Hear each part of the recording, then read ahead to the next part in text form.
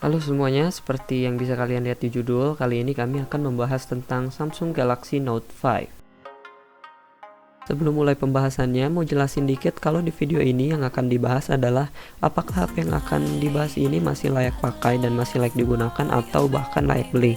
Jadi ini bukan merupakan video review tapi merupakan perbandingan dengan spek smartphone yang ada saat ini. Oke, kita mulai pembahasannya. Alasan kenapa saya bahas HP ini adalah karena ada temen yang masih pakai HP ini dan bikin saya jadi penasaran. Emang masih lancar ya kalau dipakai? Jadi saya cari info-info dan setelah saya lihat-lihat info tentang HP ini, saya jadi pengen sharing tentang HP ini dari perspektif seorang penggemar teknologi. Sekedar info aja kalau HP ini tuh udah dirilis dari 5 tahun yang lalu, tepatnya tahun 2015. Nah, apakah dengan umur yang udah 5 tahun ini HP ini masih layak dipakai atau justru malah layak beli? Untuk harganya sendiri, HP ini tuh berkisar 1,5 sampai 1,7 jutaan sekarang.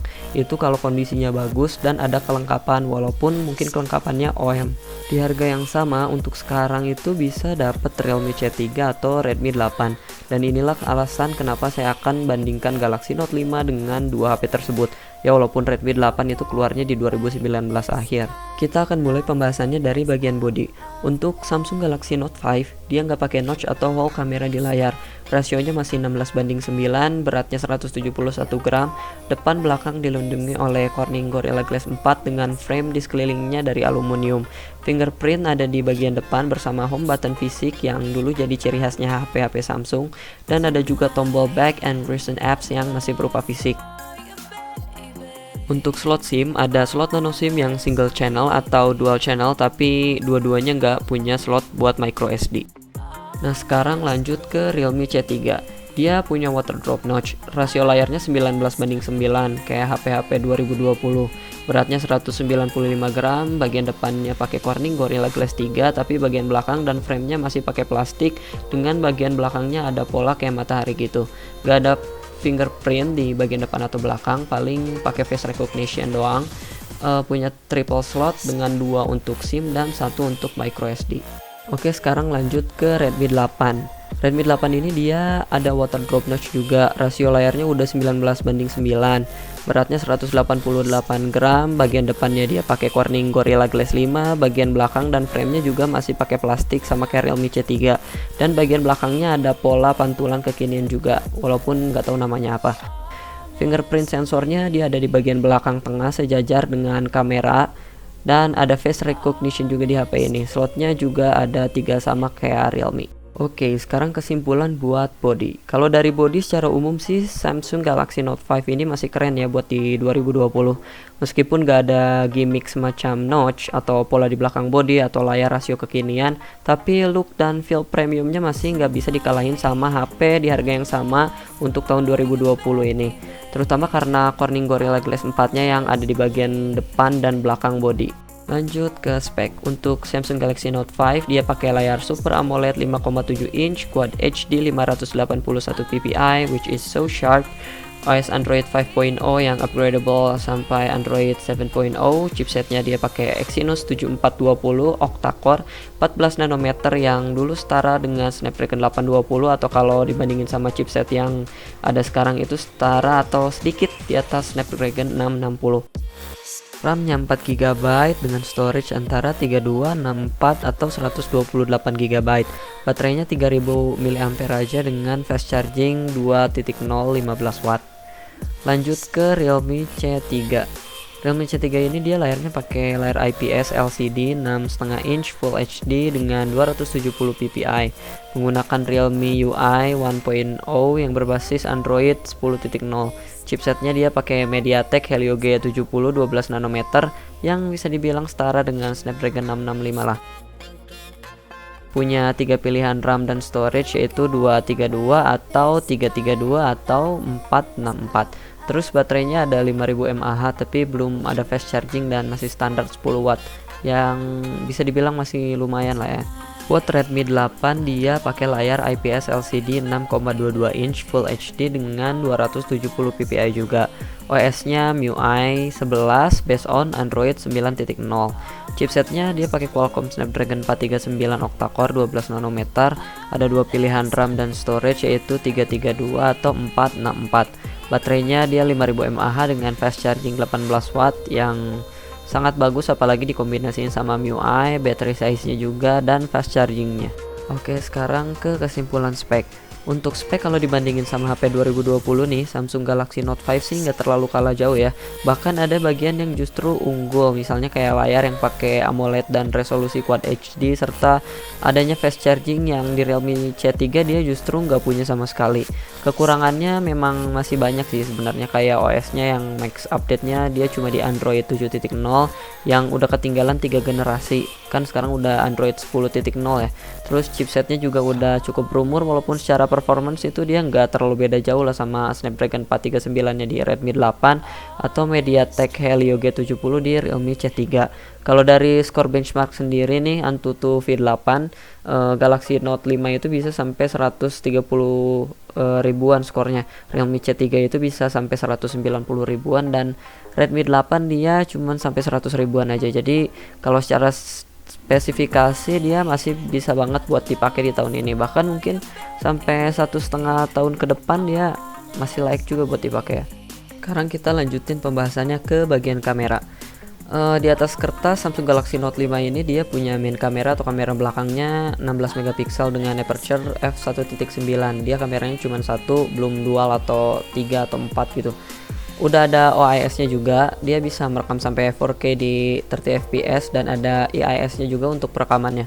Untuk kamera depannya dia resolusinya 5 megapiksel dengan aperture f1.9 dan bisa merekam di 1440p dalam 30 fps.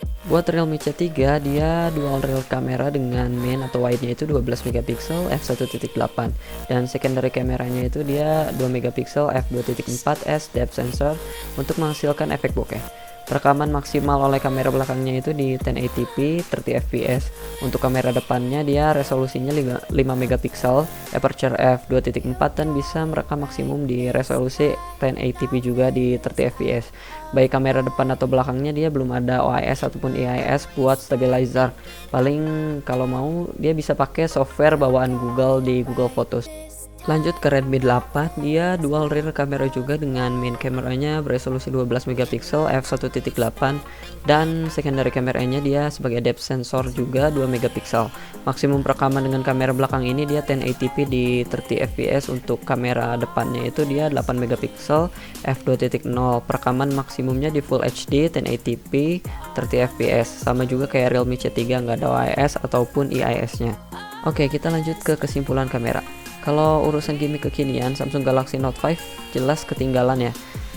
Gak punya dual kamera belakang, gak bisa main bokeh-bokehan, gak ada software post processing yang ngasih efek wah gitu pada foto kayak Realme kan. Xiaomi juga sekarang udah makin bagus software post processingnya. Tapi kalau untuk urusan kualitas kamera sih masih bisa diadu ya. Bahkan bisa lah jadi juara lawan HP di kelas harga yang sama tahun 2020. Apalagi resolusi kamera utamanya ini paling gede ya, 16 megapiksel, dan dia juga mantan HP flagship yang mana dia punya sensor yang bagus gitu. Dia bisa ngerekam 4K dan udah ada OIS juga IIS untuk perekaman 1080p. Sekarang kita lanjut ke bagian fitur lain.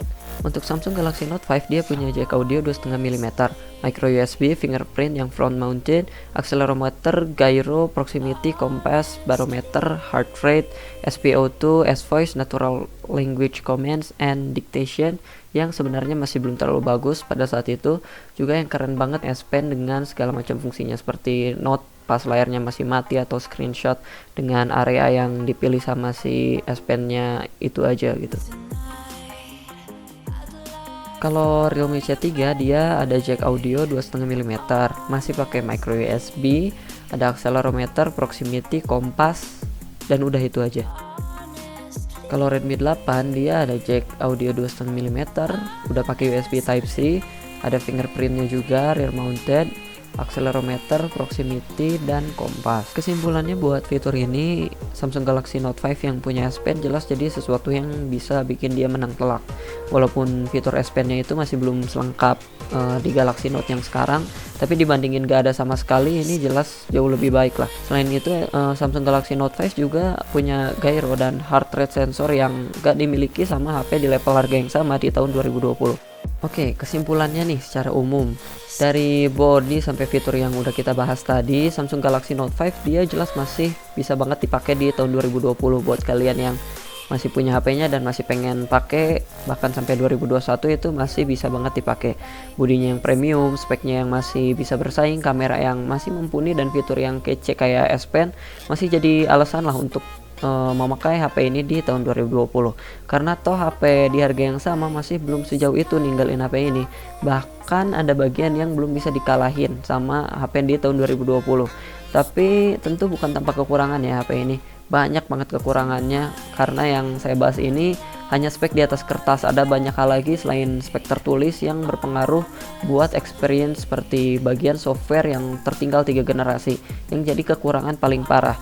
Meskipun masih banyak aplikasi yang support, pasti akan mulai banyak aplikasi yang nggak bisa diupdate atau bahkan di download aja nggak bisa gitu, misalnya kayak game. Jadi kalau memang HP ini dipakai buat santai-santai aja atau jadi second phone atau sekedar pakai fitur S Pen-nya, itu masih oke banget. Tapi kalau misalnya mengincar untuk performa yang bagus, itu sama kayak mengharapkan HP entry level yang saat ini ada. Gak terlalu bisa diharapkan, tapi gak buruk-buruk amat juga. Kalau untuk dibeli dan digunakan 1 atau 1,5 tahun, dia masih oke. Cuma kalau lebih dari itu saya sih kurang menyarankan ya. Apalagi HP bekas kan gak ada garansi gitu, dan kita semua tahu umur HP itu pasti punya pengaruh ke performanya, baik gede ataupun kecil. Kecuali kalau mau jadi second phone aja atau pengen sekedar nyobain seri Note-nya Samsung, ya itu oke-oke aja sih. Oke, jadi cukup sekian aja pembahasan dari Samsung Galaxy Note 5 ini. Perlu diingatkan sekali lagi kalau ini pembahasannya cuman dari spek di atas kertas, dan ini berdasarkan opini murni saya pribadi gitu. Oke, tunggu video selanjutnya dari Jadul, dan jangan lupa like dan subscribe kalau video ini dirasa bermanfaat, and thank you for watching.